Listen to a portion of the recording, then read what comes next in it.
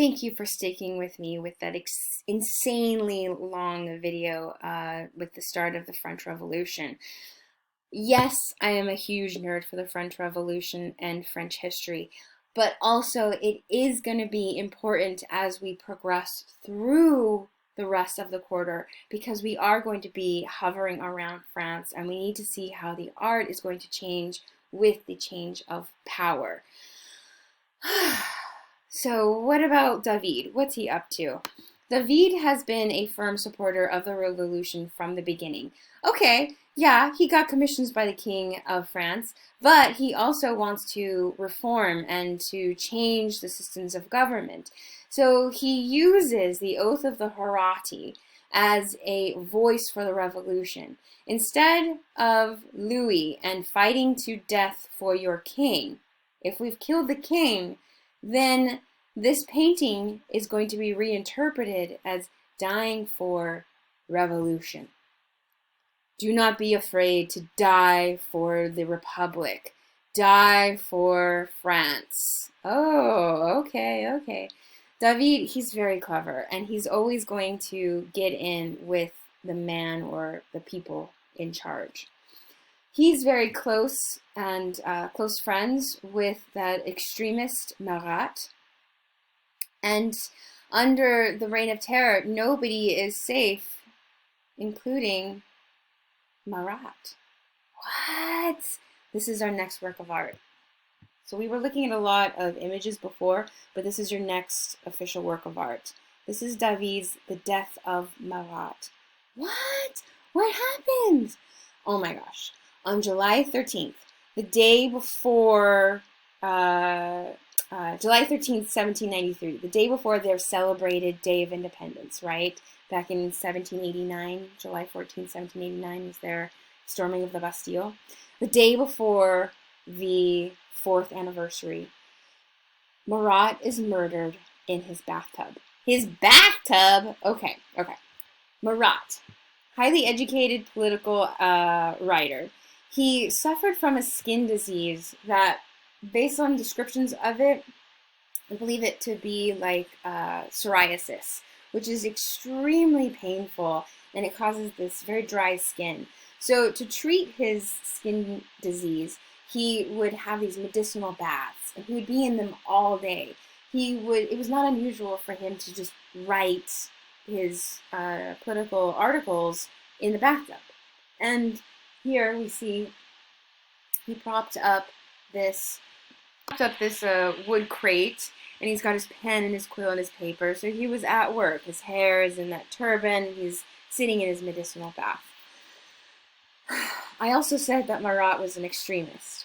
Now, other people of the revolution, fellow revolutionaries, did not agree with many of his ideas, including the revolutionary Charlotte Corday.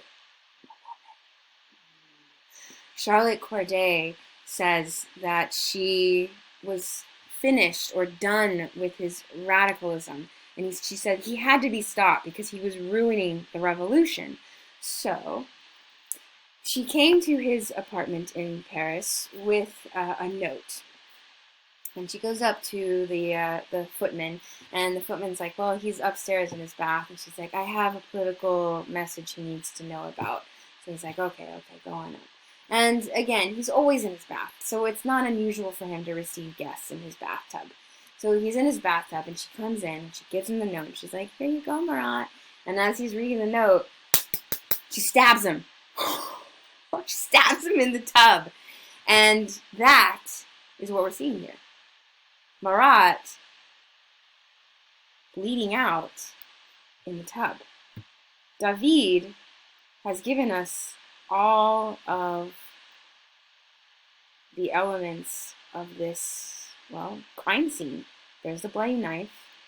He had his pen and his ink. He was writing something at the time. And here he's holding the message from Charlotte Corday. And we see him bleeding out. Whoa. This is painted by David as a memorial to his friend Marat. In fact, here on the wood block, à Marat, to Marat, signed David. Composition, while giving us all the elements of the murder, doesn't give us a lot of other information. The back is completely blacked out, which we know gravitas David loves, right? We don't see Charlotte Corday. Let's pull back and look at the larger composition here. I don't know this guy, but I use this to give you a sense of scale and also to help you understand that most of the painting, or I should say half of the painting, is empty, isn't it? The body, the tub, the writing board has been compressed into the lower half of the painting. What David is doing here is he's giving us this heavy nothingness. Now, I don't know if you've experienced grief in your own life, personal grief, but it can feel like an invisible weight, this numbing void. And here, that heavy blackness presses down, and you see the body slumping over, the lifeless body being pressed down by this nothingness. When one of my professors, one of my mentors really, she was describing this, she said that this is pregnant with grief. This air is pregnant with grief, and it's pressing down on the scene. That is that gravitas that we see in David's work. The arm presented here with this quill in one hand, it's very dominant in the composition. It helps follow us from his head down to the bloody knife, but it's also something that you've seen before. You've seen this arm. Can you guess? Somebody always gets it in the class. You got it. You said it. Say it again so everybody can hear. Yes. It's from Michelangelo, the Pietà. Do you remember in our first class on high Renaissance art, Michelangelo's Pietà, the image of Jesus in his mother's lap? We talked about that arm and the veins here being a symbol of resurrection, but also displaying him out as a sacrifice. Jacques-Louis David, he's not saying that Marat is Jesus. No. What he's saying is that just like Jesus, Marat is a sacrifice for the greater good. It's a way of saying we must continue on. We have lost Marat, but he is a sacrifice for the greater of the revolution. We must continue in his absence. Ooh. With this composition, also, it's really showing off the talent of David. If I haven't convinced you enough of David's talent, he gives us a vertical composition, meaning it's taller than wider, right? Which cuts off half of the bathtub. And you might be thinking, maybe the painting would be better if we had the rest of the room and the rest of the tub. You want to see one like that, and then we can compare them? Okay, here we go. Painted at the exact same time, another artist gives us those elements. This is by Joseph Roch, and it's also titled The Death of Marat. It was also painted in 1793, and he gives us more information. We see the room, we see the blocks, the wood crates that he would use as a desk, a writing desk. We see the bloody knife.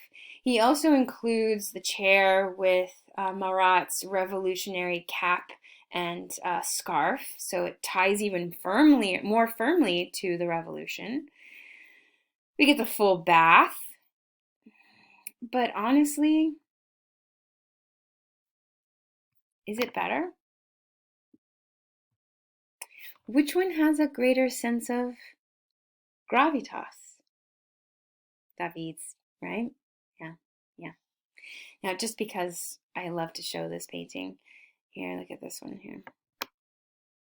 This is done much later, uh, but this one is called Charlotte Corday, and oh, it's just so dramatic, right? So we have Marat, and we have him bleeding out, and then there's Corday, and she's waiting to be discovered after stabbing Marat, and she's holding herself in this corner wearing, oh, she's got the knife there, and she's wearing stripes. That little two-faced spy, or not spy, betrayer, right? And then behind her, the map of France. This question of the revolution and this need for France. What's good for France? Oh, she's looking all crazed. Oh, it's so great. What happened to her, you ask? Oh, she was caught and she was executed for killing Marat. So there you go. It's such a great piece, isn't it? It's often parodied, like this one here. Rabat, get it? Oh, Clark Kent. Oh man, they get kryptonite. That's what killed him, not a knife. Oh, darn it.